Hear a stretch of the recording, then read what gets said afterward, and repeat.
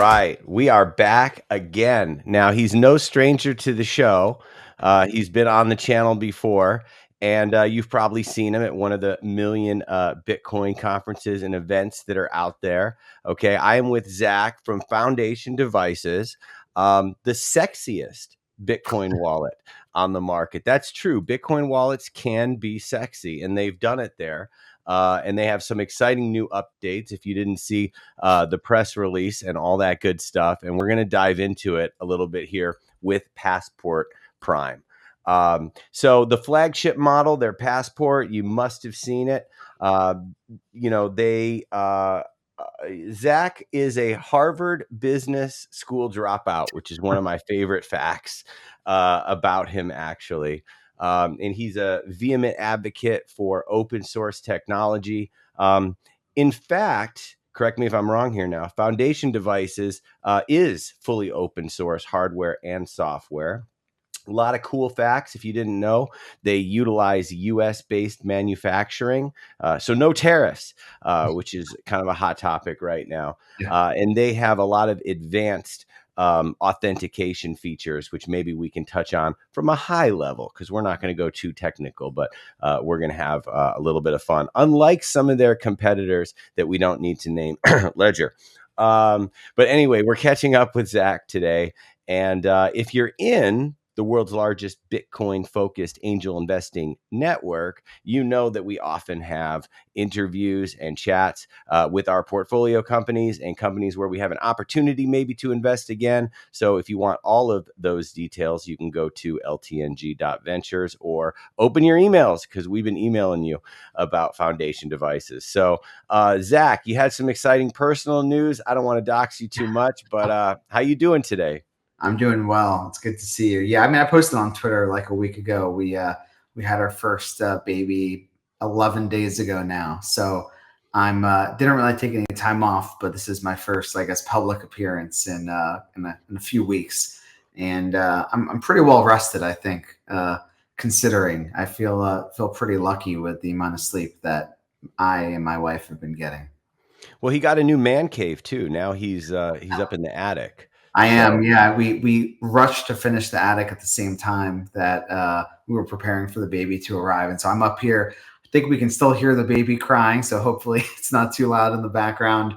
But I still got to figure out my setup behind me with the shelves and everything. Just have a desk there for now, but it's nice to be up here, kind of like a little studio space, and I enjoy all the interior design and aesthetic stuff. And I was very hands-on with the project, and designed the space myself and everything like that. So very happy to have my own little foundation studio up here in the attic.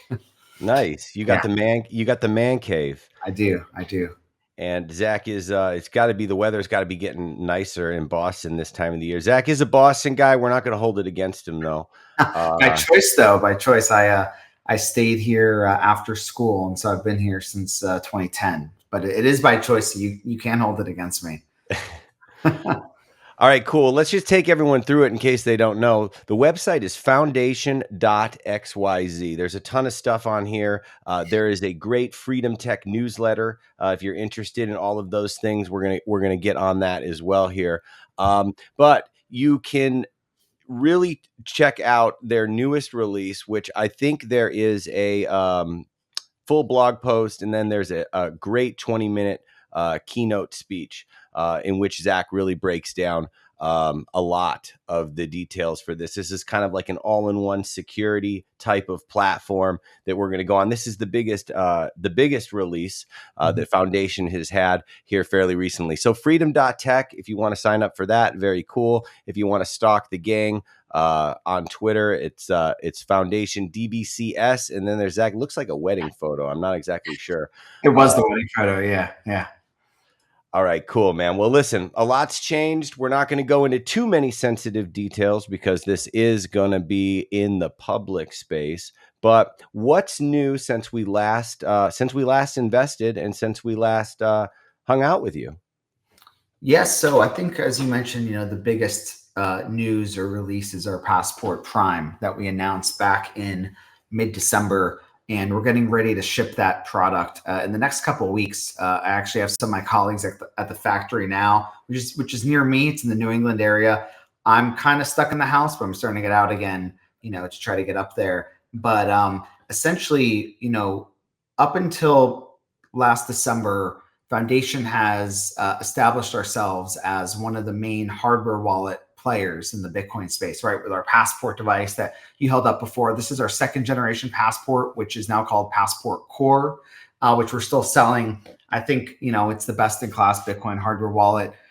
Fantastic reviews, by some review websites put us at #1 amongst all the hardware wallets. And I just think that we have this really almost cult following, this great customer base, and we've been selling, thousands and thousands of these devices over the last couple of years. But December, with this announcement, and over the next few weeks as we begin shipping Passport Prime, which is our new device, which is a touchscreen device, and we're calling it the world's first personal security platform, essentially is taking Foundation out of the hardware wallet company, moving us more into this new category of, I would almost describe it as like Bitcoin centric secure computing. So the idea is that, yes, there's a lot of different hardware wallets that allow you to secure your Bitcoin or, secure your cryptocurrency. Of course, everyone knows Ledger is the dominant player.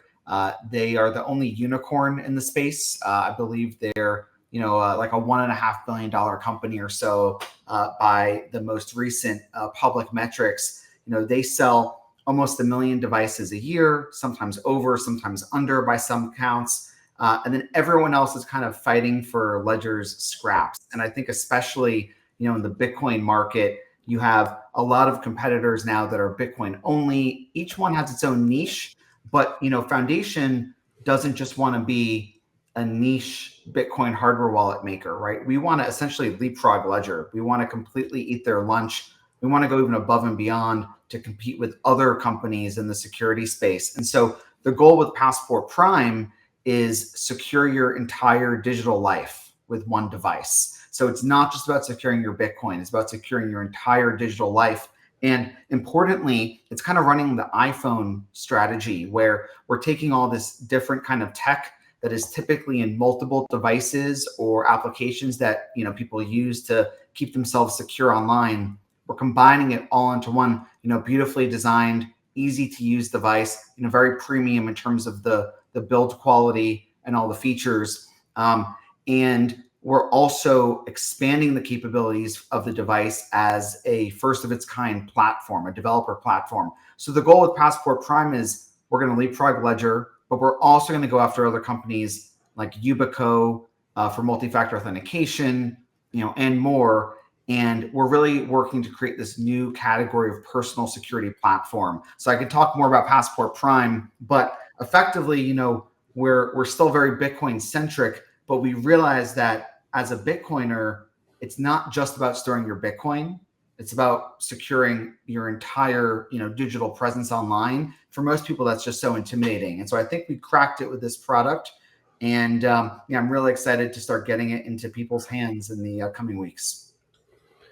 So Passport Prime, it's the first open source hardware wallet and security platform with its own operating system. Yeah. Okay. And, you've got the end-to-end encrypted communications with quantum link technology. What the heck is that? Yeah, so we did a bunch of things here. Like, if we had done this, if we had tried to go build this product when we started Foundation back in 2020, I don't think we would have ever been able to build it. But this is like a culmination of everything we've learned over the last few years, right? So like all the customer feedback, we pioneered, not everyone remembers, but we pioneered the QR code air gap, right? Where we have like the camera on the back of the, the first 2 generation Passport devices. But what we realized is like, for most people, the QR codes are still, too difficult. We realized that we needed to have Bluetooth on here in order to do everything that we want to do. Just a great example is you want to go update the firmware on the device, right? As of right now, with Passport today, with Passport Core, you got to take the SD card, you got to plug it in, and so on. With Passport Prime, it's all over Bluetooth. But everyone is terrified of Bluetooth because Bluetooth has a reputation of being pretty insecure, a lot of vulnerabilities. Wireless, people say, I don't want Bluetooth in my hardware wallet. So what we did was we actually created a new hardware and software design. We have the Bluetooth chip separate on the hardware, and we have this protocol called Quantum Link. And so you scan one QR code during setup, and it establishes essentially an end-to-end encrypted tunnel through the Bluetooth chip with post-quantum encryption. So even if the Bluetooth chip was like totally compromised or malicious or something like that, the Bluetooth chip actually does not know what it's sending or receiving. It's just passing messages that are already encrypted. And it's a really cool architecture, and it's a great example of how you can only do this if you design like the hardware and software together. And so what effectively it looks like is, you get Passport Prime out of the box, you scan a QR code, and then you're able to just use it with your phone without having to do the QR codes. Everything's over Bluetooth, firmware updates, transactions, installing apps onto the device actually, which is gonna be really cool. And it's all completely encrypted. And so it's almost like the security of an air gap, but you actually get the benefit of the wireless Bluetooth connection. Yeah, I definitely want to find out about that app store and how that's Yeah. going to work and the future of that. It's super exciting. So supporting a wide range of applications, like from obviously the Bitcoin management to like the broader security needs, right? Yeah. And you have these multiple devices. You've got the 6-digit 2FAs, you've got YubiKeys, and all of that. Yep. Is this designed to replace all of them? I mean, Yeah. is it? It Wow. is, yeah, and that's what's so cool because, like, as of right now, you think about what you need to do in order to secure yourself as a Bitcoiner, right? And a lot of this comes from myself personally, from people I know, and just from the experience that our entire team has. You have your hardware wallet in order to secure your Bitcoin, right? You're basically safeguarding the keys. You have 2FA codes, so it's very common to use 6-digit 2FA codes. Most people use Google Authenticator, which is pretty insecure now because there's like a cloud feature where if you're not careful, it uploads all of your 2FA codes to the cloud. People use YubiKeys, but YubiKeys are firstly, there's no way to back them up, but then they can be difficult to use for a first-time user. There's like no app that goes with it. There's no instructions on how to use it. You have to have multiple YubiKeys because if you lose one, you don't have a backup. And then also, people are typically storing seeds in their password managers. So like if you have different seeds for hot wallets, maybe you have a seed for Phoenix or something, you have a seed for Blue Wallet, you have a seed for like whatever wallet apps you're using on your phone. Now you have to store those somewhere. And then also many developers and more technical users, like we actually use these in the company. We have encrypted flash drives where we can store data on that, like hardware encrypted with keypads on them. So what we wanted to do is say, combine all of that into a single device, right? Where you can just secure everything on there. And so as you can see in the screenshot that you're showing, right, you got your files, you got 64 gigs of storage on here. You got your 6-digit 2FA codes. You got your essentially virtual YubiKeys with NFC or a USB. You can store seeds, but we haven't announced it, but it allows you to store like Nostr keys and even just passwords as well. And then, of course, all of the Bitcoin features that we have on Passport Core today, right? So best-in-class multi-sig, compatibility with basically every Bitcoin software wallet in the space, and so on. And so all of that ships in V1 of the device. Those are all first-party apps that the foundation team has made. And then the cool thing is that this is just like the beginning, because later in the year, we're going to open up this SDK and allow third-party developers to release their own apps. It could be Bitcoin related, it could be crypto related, it could be just security related, right? It could be like a developer wants to enable easy code signing, and so they have like maybe someone's going to make like a GitHub type app where you could sign your GitHub commits, for example. So there's so many, I think, cool things that you can do with this new kind of platform, and we honestly don't really know what people are going to do with it, but I think the main emphasis and difference here is that it's an open platform. You don't need our permission to build on it, as opposed to Ledger, where they kind of have a platform, but like you can only release like apps for new coins, and you have to go through Ledger's approval process, which is a nightmare. And I've heard a lot of really bad things about that. So this is like the open security platform for all of your digital security needs. So Passport Prime, not only addresses the niche small Bitcoin world, Yeah. but it expands that TAM, right? That's the big picture here to the broader And security market. it's not just that. I think, yeah, it's definitely the TAM is big, but I also think the hardware wallet space is kind of stalling out right now. And I think you see that from Ledger, where if you look at Ledger's publicly announced numbers from 2 years ago when they first announced that new ink device, the Stacks, which is like kind of a curved ink device that they really struggled to bring to market with the manufacturing. They announced that they had sold like 1 million units. They announced that they had sold like 1 million units in the previous year. I think it was something like 7 million total units since inception. And I think they started around 2013 or 2014. Then they shipped Stacks over a year later, like a year and a half later, and they still were citing over 7 million units sold. So what that tells me, right, what that tells us all is that their growth is not, up and to the right. Their growth is kind of stalled out. And if their growth is stalling out, I think the entire hardware wallet space is kind of stalling out. Now, I'm sure we'll expect to see a big increase in growth during this new bull market, right? Bitcoin goes flying up. People are going to buy more hardware wallets. But I think there's a fundamental issue with these hardware wallets. There's like fundamental usability issues, right? Like Ledger's usability, onboarding, and backups hasn't really changed. They have that Ledger Recover product where they basically split your seed up and send it to custodians, which everyone rightfully freaked out about. And so there's been no real, changes in the user experience, the user interface, the actual devices themselves. So that's a big problem. But then also, I think there is a TAM problem, right? Where I think if the hardware wallets stay the way they are now, the growth potential is probably no more than, like, in my opinion, like a $5 to $10 billion market, maybe. But I think if you start to bring in the multi-factor authentication, you start to bring in the file storage, like the encrypted kind of flash drive capabilities, but then most importantly, you open up the platform. I think then you can experience a huge amount of growth. And it's very similar to the iPhone, right? Where they had the iPod, where it was a great business, it was a huge business, but everyone had an iPod. And I don't know how much more growth was going to come from iPods. Not many people had these PDAs. Everyone had a cell phone. But not only did they combine that into one new category, but then they had the App Store, almost just under a year after launching. And then no one could have predicted what was going to happen with the App Store in terms of these market sizes, right? And what that propelled the iPhone to. I think likewise, the security space really needs a platform-like product where you can get all your important stuff off of your phone.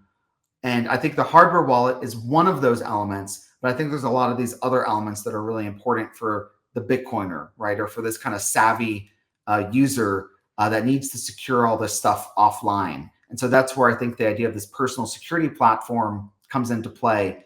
And Passport Prime is essentially going to have no direct competitors. It'll have competitors within its categories, but it's not going to have any direct competitors in terms of what the device is capable of doing. So the SDK,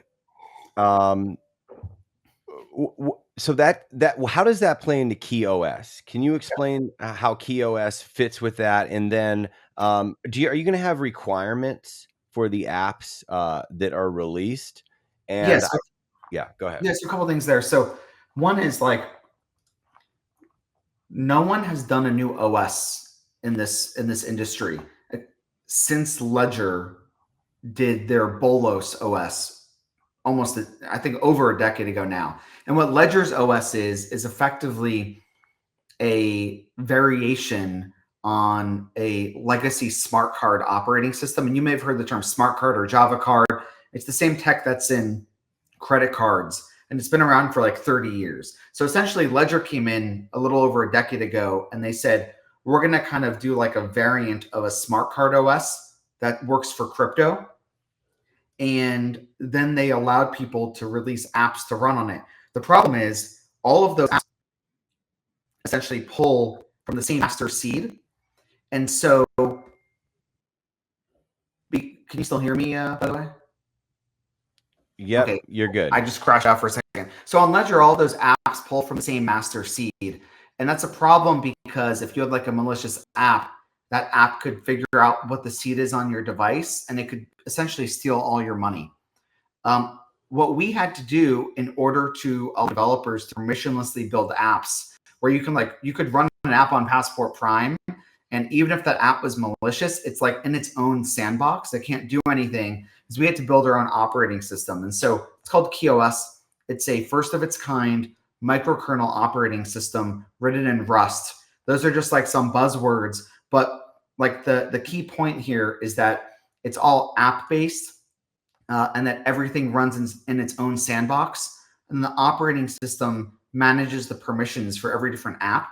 And every app is able to get, like, it can request from the operating system a child key or seed that it can use, but there's no way for that app to go figure out like what the master seed is on the device. And so what it does is, for the first time, it opens up the door for developers to just go release apps that users can install, on their device without Foundation having to go through like a review process, and without having to kind of approve or kind of loom over this walled garden type platform like Ledger does.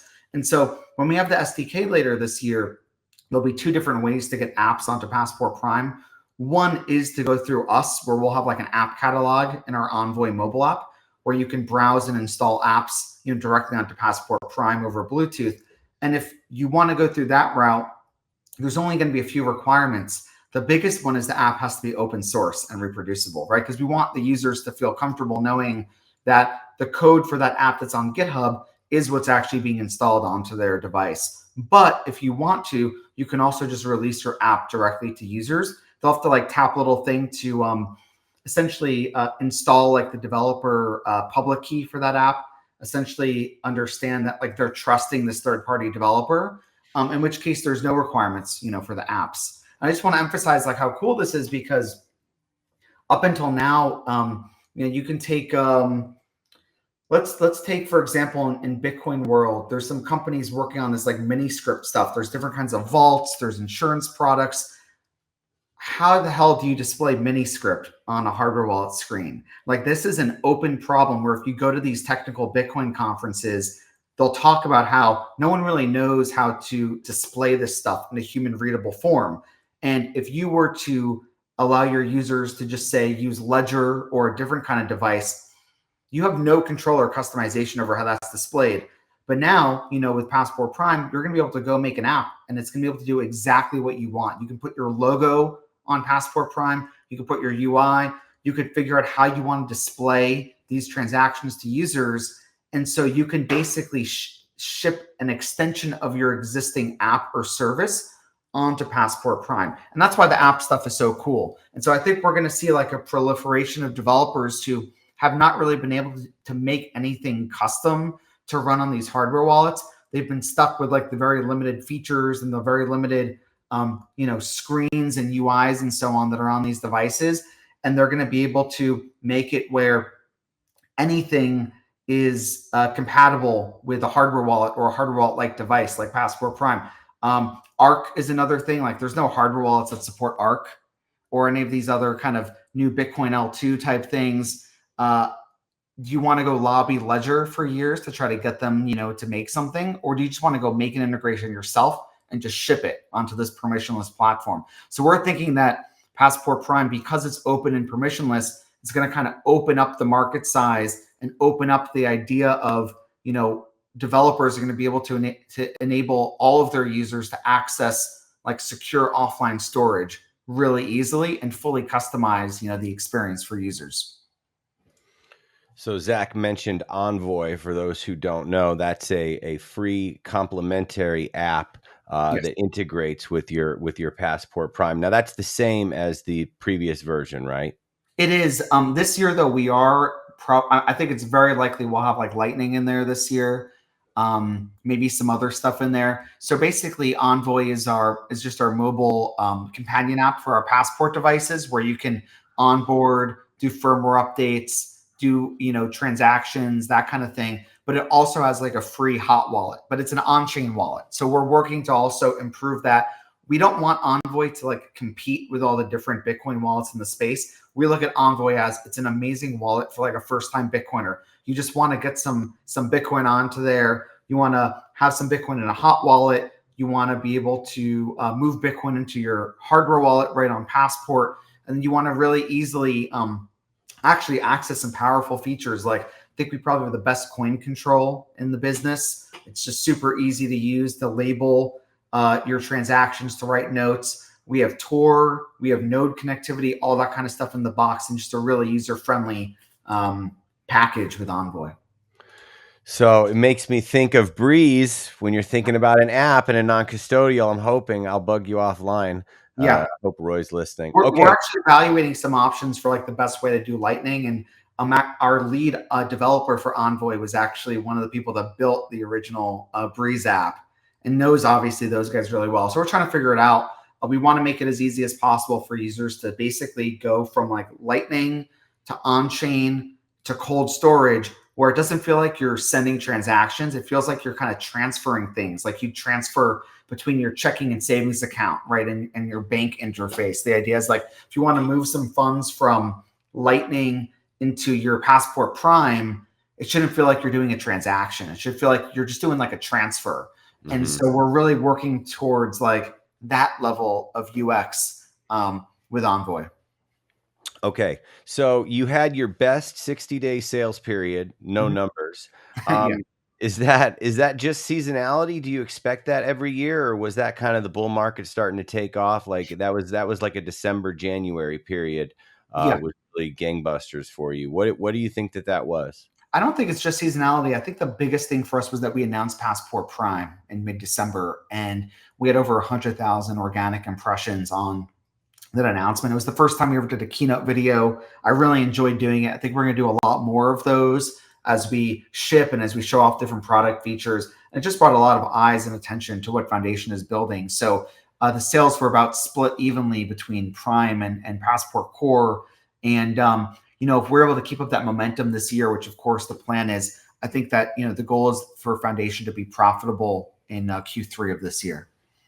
Okay, can you touch on the Cake Wallet news and things? Yeah. Or is that still under wraps? It is, yeah, and we're having a great time working on that app with them. So the first app for Passport Prime, I should say the first third-party app, is with Cake Wallet, which is a very popular privacy-oriented crypto wallet. They're best known for supporting Monero. They also support Bitcoin and some other stuff as well. They have over 500,000 active users, and they really struggled to get their Monero support working for Ledger, and it's still an ongoing struggle. And so we thought it would be really great to partner with them and work with them to essentially release the first app that's not made by Foundation for Passport Prime. So they're working, and we're working together actually on it, on a Cake app. And so what that's going to do is allow all of their user base, which like I said is over 500,000 active users, where if they get a Passport Prime, they can one-click install the Cake app, and they can have just instant cold storage. You see the little Cake logo on device. You get a little miniaturized version of the Cake UI on Passport Prime, and you can really easily move funds, into and out of cold storage. And so the goal for us is, we're a Bitcoin-centric company. I think one of the challenges for other hardware wallets is they're either supporting Bitcoin only, or their team is going to support all these different coins. And I think that's a huge distraction. I think that creates a lot of marketing challenges. Like if you go look at Ledger's Twitter feed, it's kind of a mess of like, buy this coin, buy that coin, and so on. But I think it is important to allow developers, if they want to say, we want to go build an app for Passport Prime to support whatever app or service they're making. So our strategy to compete with Ledger and to expand rapidly, to eat their lunch, and to ultimately leapfrog them is to build the best developer platform for cold storage or for security applications. And so Cake is going to be the first app that we're working with. We're working with them before we even have the SDK ready. And we're using the experience of working with Cake to help build and ship that SDK, later this year. And so I think it's going to be really cool because we're going to be able to, like, from a go-to-market approach, market to each of these communities that works with us to build an app. So the Cake community is an amazing privacy-oriented community. I think they're like a perfect first community to work with for the third-party app. We're also talking to other popular wallets. And I think that as we support more and more wallets with these native, third-party apps, more and more developers will want to add support for Passport Prime when they see how good the experience is. It's just next level compared to what you can do on like a Ledger today. So, all right, now we promise we're going to keep it short, and we can end up talking. We haven't even talked about the round yet, but just real quick. So, you're in a hardware business, Mhm. right? So, for founders, for people who are building, and you must get a lot of not interested just because of that. It's no secret. The Yeah. margins are, I don't know, between 50 and 60%, and everyone's been on your back about sort of a subscription Yeah. Yeah. product. So, is that what the Foundation Shield is? Is that where that comes in? Yeah. So we're going to be launching that later this year as well. We are addressing, I think, one of the biggest, if not the biggest, problems with hardware wallets today, which is the setup and backups. Because if you think about it, you're not just storing Bitcoin on here, you're storing files, you're storing security keys, you're storing all these seeds and stuff. It's basically like securing your entire digital life. And so it's not enough to just like back up a seed, right? Like with a ledger or something else, you just back up the seed, you're fine. But with this, you actually want to back up not just the seed, or like we call it the device master key, but you want to back up all of the data stored on there. So there's some great examples of how to do that well. The best one is iCloud, right? With iCloud backups and recovery. Everyone who uses an iPhone knows, right? You pay Apple some monthly subscription for iCloud. You get some storage on there. Most people pay for it because they're storing, a bunch of stuff. They need the extra storage space. Your iPhone is backing itself up in the background. And if you, God forbid, you lose it or something like that, you can just one click restore everything onto a new iPhone. So what we're doing is a very similar service with the Shield subscription offering. We actually ship NFC cards when you buy Passport Prime. They come in these really cool Faraday sleeves. So when you're setting up Passport Prime, you don't have to write down any seed. You just tap one of these cards to the back, and we actually give you three, but you need to tap at least two of them, and it creates a Shamir, like 2 of 3 seed storage. So two of the pieces of your master key are stored in these cards, and one is actually stored like on your phone in Envoy. And then what we do is we take an end-to-end encrypted backup of everything on Passport Prime. We send it through Bluetooth Quantum Link to Envoy and then to the Foundation server. We don't collect anything. We don't know your email. There's no password. We don't know anything about you. We're just storing this blob of encrypted data, on your behalf. So then if you lose Passport Prime, all you have to do is connect it to your phone, again, over Bluetooth. You tap one card to it. It essentially puts your seed or your master key back together on device. And then it downloads that backup from our server, that encrypted backup, and it decrypts it locally on device. And so there's going to be some very minimal features that you get there for free because we want everyone to be able to benefit from it. But I think most users are going to want to upgrade to the $5 a month subscription offering. We're doing a free trial though, with all the devices that we sell. But when you upgrade, you're going to get storage for multiple backups, kind of like a backup history.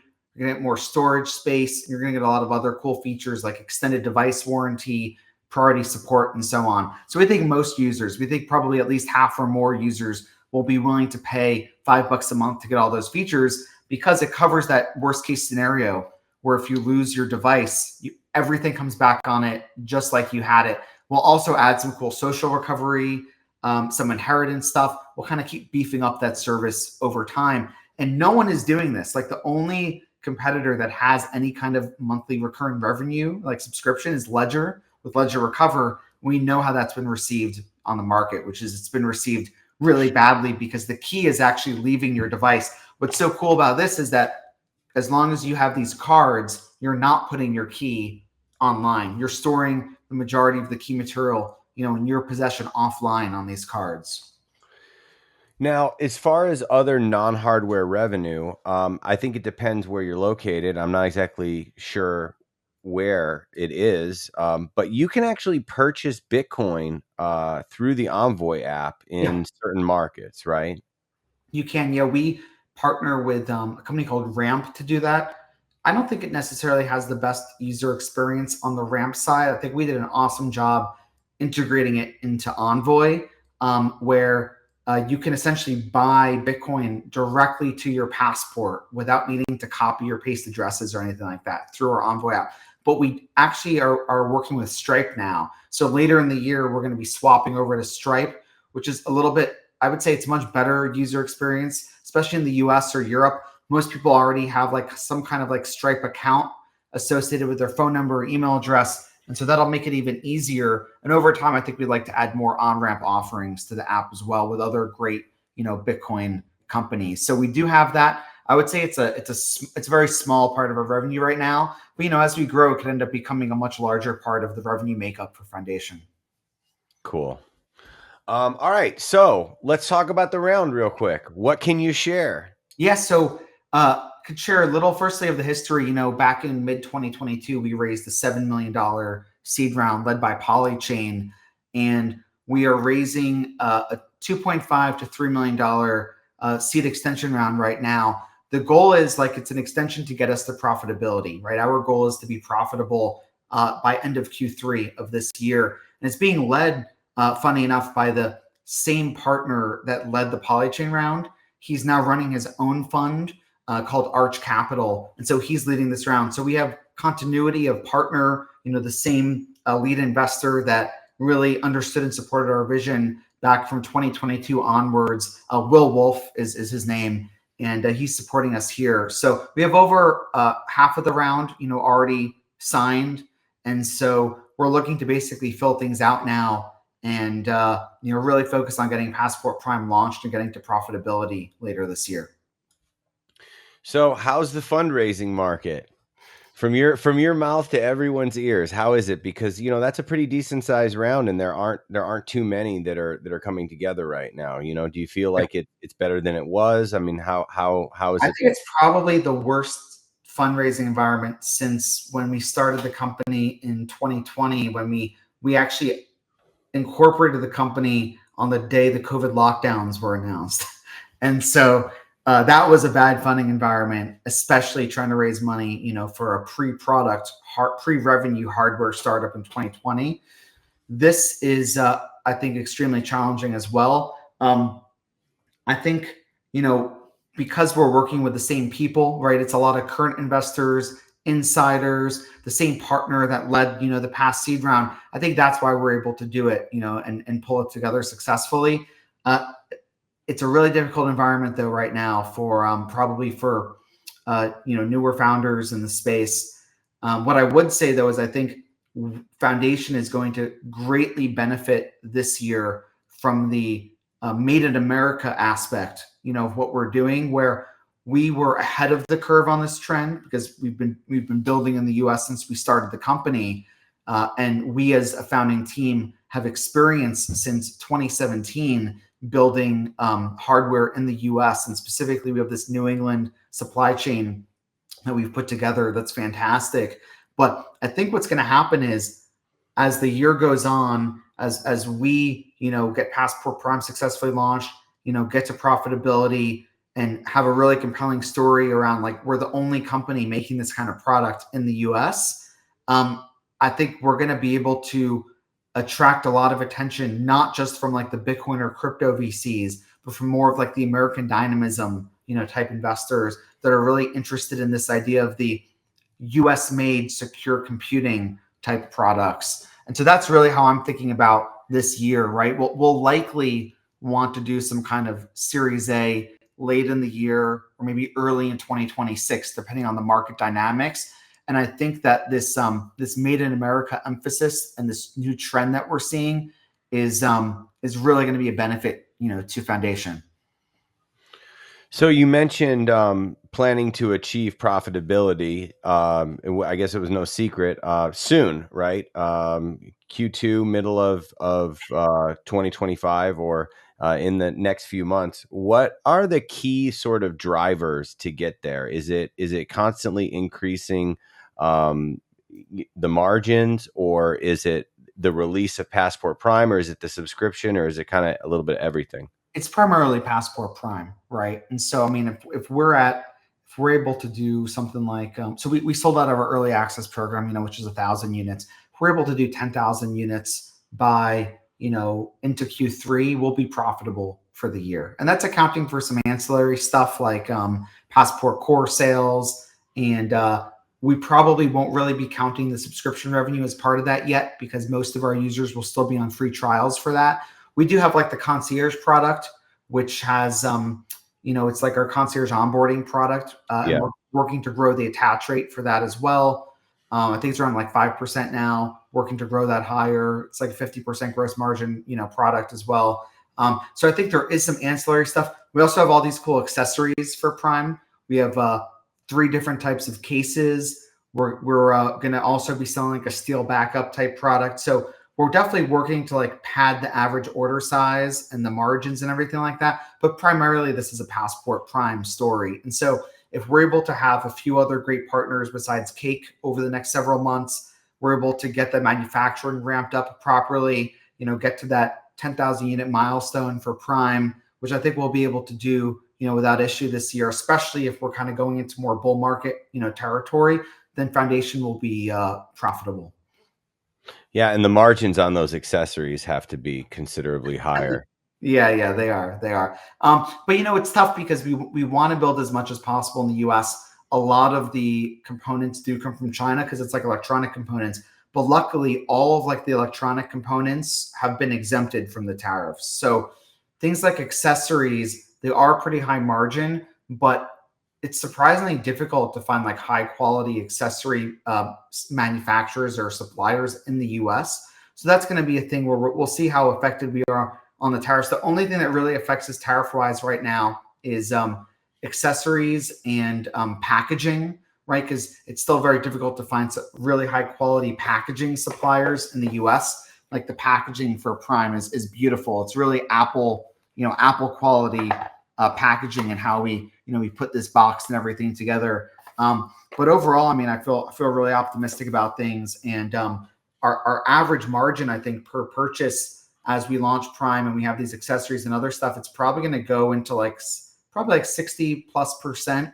But then as soon as we figure out what the attach rate is for the subscription recurring revenue, I think that's going to be a huge driver for us in terms of business. If we can get that to over 50%, attach rate, it's going to be, a very significant source of recurring revenue for the company as we grow. And I think we've cracked it with this model. And I think we're going to be the only one in the space with actually like a sustainable and growing a recurring revenue product that customers love and actually really see the value, that it offers. Cool, man. Well, listen, we are up on time, and let's close it out with we're about a month away from probably the biggest Bitcoin conference in the history of conferences, and I just found out you will be there. So what's going on? Are you speaking? Is there a major announcement? Are you selling these Passport Primes at your booth? Yes, so we'll have all the devices on display. I think the question is whether we'll be having inventory of Passport Prime there or not. I'm honestly not sure right now because we already have the first 1,000 sold, right? And so we're going to be shipping those out. I'm hoping we'll be able to bring some inventory to sell, but worst case, you'll still be able to see all the products, live, get your hands on it, try it out. And really get to experience the different products that we have, but especially Passport Prime. We'll have I think 11 or 12 of us on the team there. We'll have a nice medium-sized booth there. I will be speaking. I think there's a panel about I think it's about like seeds, hardware wallets and seeds and that kind of thing. So I'll be speaking for that, and it'll be my first I think time I'll be traveling since having the baby. So it'll be my first time getting out of the house basically. Well, you will enjoy that. I think you'll have maybe 1 or 2 adult beverages while you're out there in Las Vegas as One well. or two, yeah. Awesome, man. Well, listen, I will see you in Vegas. A lot of people from our group will also see you in Vegas, and I've seen the Foundation team in action. I've seen them roll in with a crap load of units and roll out with 0. So hopefully, whatever they bring, they end up moving there. And yeah, so if you know, and you're in our group and all that good stuff, hit us up with any questions. I want to thank you, Zach, for coming and hanging out once again today, and wish you luck with the rest of this round. Thank you. Great to see you. Cheers, buddy.